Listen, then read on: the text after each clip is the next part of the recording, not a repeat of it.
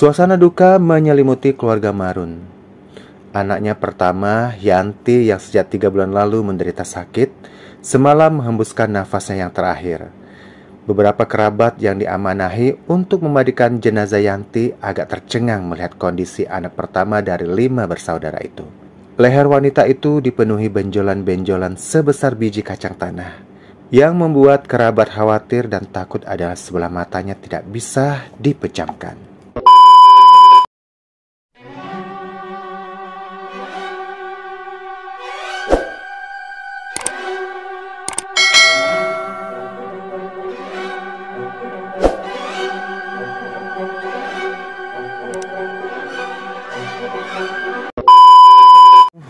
Halo guys, apa kabar di kesempatan hari ini? Masih bersama Rio Ivan The Channel. Nah, seperti biasa ya, mengusung cerita-cerita atau juga kisah nyata. Mungkin kisah-kisah ini pernah terjadi di kehidupan kalian atau juga pernah terjadi di sekitar kita. Oke lah, tanpa banyak kata dan juga tanpa berpanjang lebar, kita simak kisah ini. Halimah adalah salah seorang yang ikut menangani jenazah, mengatakan bahwa ia berusaha untuk memejamkan matanya, tetapi tetap tidak bisa dipejamkan. Tidak hanya Halimah, ada sih beberapa saudara yang hadir pada saat itu juga mengaitkan perilaku Yanti semasa hidupnya. Berikut adalah cerita yang dituturkan langsung Halimah. Nama dan tempat kita samarkan ya, untuk menjaga privasi. Seperti kata pepatah, kalau hidup tiada beradab, disitulah tanda kiamat. Mungkin itulah yang dilakukan Marun beberapa kali diuji agar perilaku buruknya segera ditinggalkan. Tapi ia tidak pernah peduli sampai ujian datang bertubi-tubi. Keluarga Marun sangat terpandang di kampungnya. Dibandingkan dengan rumah lainnya, rumah Marun sih ya sangat mencolok kemewahannya. Beberapa sumber mengatakan rumah Marun sangat mentereng dibandingkan para tetangganya. Kan Marun memiliki 2 mobil mewah, sementara keluarga lain motor saja tidak punya. Sayangnya kekayaan itu tidak diimbangi dengan akhlak dan perilaku Marun. Marun dikenal sebagai laki-laki hidung belang.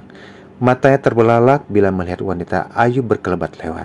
Ya, perilaku itu sudah menjadi rahasia umum. Tetangga, terutama ibu-ibu, mengatakan merasa risih dengan perilaku Marun. Tiada disangka bahwa teguran Allah datang begitu cepat. Tak ada angin, tak ada hujan, Marun mendadak dipecat dari kantornya. Disinilah gelombang dahsyat berupa ujian datang beruntun. Tak lama berselang setelah Marun di PHK, putri bungsunya tertabrak truk persis di depan sekolahnya. Anita, yang baru kelas 4 sekolah dasar itu tewas seketika. Peristiwa itu membuat syok keluarga Marun, terutama istrinya yang beberapa kali jatuh pingsan. Salah seorang keluarganya menasihati agar peristiwa ini dijadikan pelajaran untuk perubahan diri. Namun nasihat itu sebenarnya ditujukan kepada Marun karena ia belum juga meninggalkan kebiasaan lamanya. Ia masih sering menggoda wanita, bahkan tanpa malu ia memacari tetangganya sendiri. Tidak ada dosa turunan dalam Islam, apalagi hukum karma. Setiap manusia menanggung dosa dan perbuatannya sendiri yang telah dilakukannya. Namun tak bisa dipungkiri bahwa perilaku orang tua biasanya menjadi contoh bagi anak-anaknya. Ibarat pepatah, air jatuh tidak jauh dari pancoran. Karena melihat ayahnya yang berperilaku buruk, anak-anaknya pun memiliki sifat dan perilaku yang tidak jauh berbeda. Putri kedua bernama Ratna. Diketahui seorang remaja sangat bebas pergaulannya. Maka ketika terdengar kabar bahwa Ratna dikeluarkan dari sekolahnya, para tetangga pun mafhum. Ratna diketahui mengandung janin yang ada di rahimnya telah berusia 3 bulan. Keluarga Marun menjadi kian terpuruk. Anehnya, sedikit pun tidak ada perubahan sikap dari Marun. Ia seperti tidak peduli dengan gunjingan orang terhadap perilaku dan musibah-musibah yang datang kepadanya. Marun tidak bekerja, sementara kebutuhan hidupnya terus saja membengkak. Tak ada yang diperbuat selain menjual harta keluarga satu persatu. Lama-kelamaan, ekonomi keluarga ini morat-marit. Tidak ada yang dapat diharapkan bisa membantu kecuali Yanti, putri sulungnya yang saat itu sudah menyelesaikan kuliahnya. Untunglah Yanti bukan seorang anak manja yang enggan menyingsingkan lengan untuk membantu keluarga. Mungkin karena terpaksa, apalagi Yanti belum berpengalaman.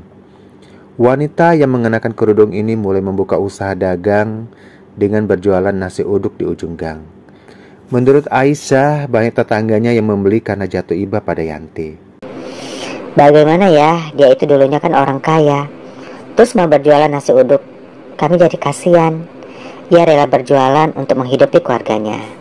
Ketika ada perkumpulan warga, beberapa tetangga dekat pernah mengingatkan Marun karena tega membiarkan putrinya, sementara Marun yang kuat tidak mau berusaha untuk mencari kerja. Waktu itu Marun mulai berdalih dengan alasan kesehatan. Dikatakan Marun memiliki banyak gangguan kesehatan sehingga tidak kuat lagi untuk bekerja. Alasan. Beban tanggung jawab yang begitu besar pada Yanti tidak dapat dipikulnya sendiri, apalagi kebiasaan hidup mereka yang tidak siap untuk hidup menderita, yang menjadi penyebab penghasilannya tidak pernah cukup. Mulailah Yanti meminjam uang pada tetangganya. Yanti rupanya cukup kepayahan untuk menanggung beban keluarga. Karena tidak pandai mengatur uang pinjamannya habis untuk menutupi utang lainnya. Istilahnya ya gali lubang tutup lubang lah ya. Karena yang dipinjami adalah rakyat kecil, tak salah bila mereka pun meminta Yanti untuk segera menggantinya. Anehnya, para penagih itu justru dimarahi oleh Marun. Jangan ngawur ya. Apa nggak salah ngomong lu? Mana mungkin si Yanti pinjam sama kamu, apalagi cuma 50 ribu. Buat apa? Udah, gak usah kemari-kemari. Susah. Usir Marun kepada para tetangga yang menagih hutang. Aisyah juga punya pengalaman tentang itu. Ia datang ke rumah Yanti juga untuk mengingatkan kalau Yanti lupa dengan hutangnya karena kesibukannya. Sayangnya ia justru didamprat Marun. Semakin lama utang Yanti kian menumpuk. Ia mulai berani meminjam uang dalam jumlah ratusan ribu dari sumbangan yang akan diperuntukkan untuk kaum duafa. Dengan meminta belas kasihan, Yanti mengibah untuk dipinjami dengan alasan akan dipakai untuk uang ujian adiknya. Padahal tidak satu pun warga berani meminjamkan uang yang merupakan uang zakat warga yang sudah jelas keperuntukannya itu. Yanti akhirnya dipinjami. Ini karena salah seorang pengurus tidak mengetahui riwayat keluarga Yanti. Padahal uang hasil zakat itu rencananya akan dialokasikan dan segera diserahkan kepada yang membutuhkan. Maka beberapa pengurus pun akhirnya memaksa Yanti untuk segera mengembalikannya. Bukan karena mereka tidak kasihan, tapi alasan Yanti belakangan ini diketahui bohong belaka. Karena semua adik-adiknya sudah lulus sekolah. Kebutuhan hidup bisa membutakan siapa saja yang tidak menjadikan Allah sebagai penolongnya. Begitu pula dengan Yanti. Ia mengambil uang yang bukan menjadi haknya. Ceritanya ketika suatu kali ada perayaan agama, Yanti diserahin tugas sebagai salah satu panitia. Ketika Pak Ustadz Hilmi selesai berceramah, salah seorang panitia mengatakan pada Ustadz bahwa ia sudah menitipkan uang sebagai ucapan terima kasih melalui Yanti. Ustadz Hilmi yang tidak lain adalah ayah dari Aisyah mengatakan bahwa ia tidak mengharapkan apa-apa dari panitia. Tapi menurut Aisyah yang tahu duduk perkaranya, ayah tidak pernah menerima uang dari Yanti. Entah berapa banyak hal lagi yang dilakukan Yanti untuk memenuhi kebutuhannya. Belakangan Yanti sudah tidak lagi menjual nasi uduk dan sudah bekerja pada sebuah perusahaan swasta. Hingga suatu kali Yanti kemudian jatuh sakit, tubuhnya lemah.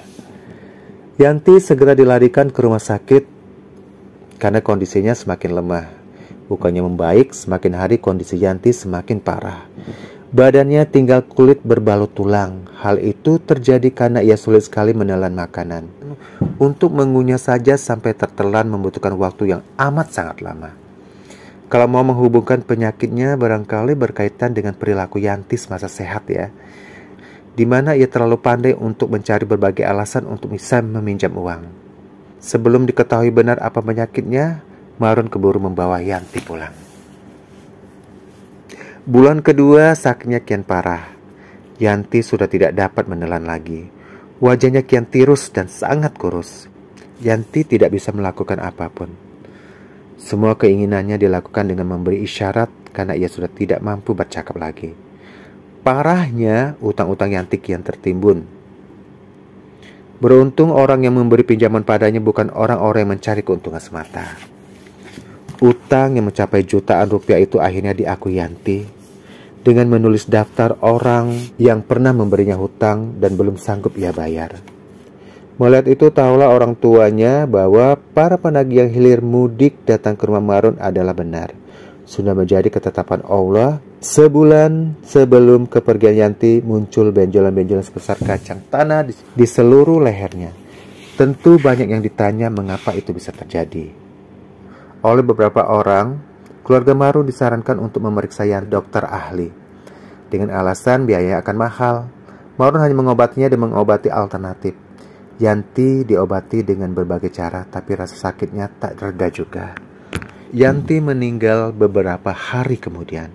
Pagi itu juga jenazah Yanti akan disemayamkan. Ada peristiwa yang tidak bisa dilupakan oleh pentakziah yang hadir pagi itu. Ketika disingkapkan bagian kepala jenazah Yanti, mata Yanti sebelah kanan tampak tidak terpejam. Halimah, salah seorang kerabat yang dipercayakan untuk membantu membersihkan jenazah, mengatakan bahwa ia berupaya untuk menutupinya dengan membaca Al-Quran.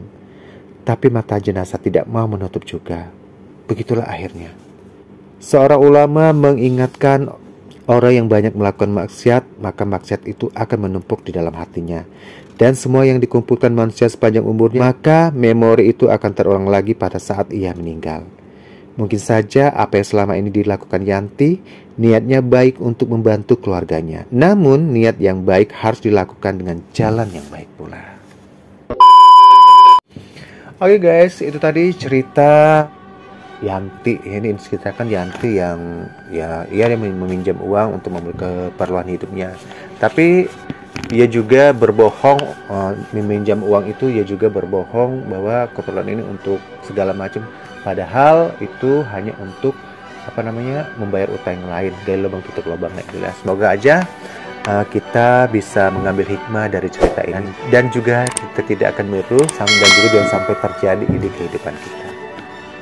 Oke guys, segini saja cerita untuk hari ini. Terima kasih untuk Anda yang sudah stay di sini ya, udah dengerin cerita ini. Tapi jangan lupa ya untuk selalu subscribe, like, comment, and share. Sekali lagi untuk subscribe, like, comment, and share. Ditunggu lagi dengan cerita-cerita yang lebih menarik lagi ya dari channel ini.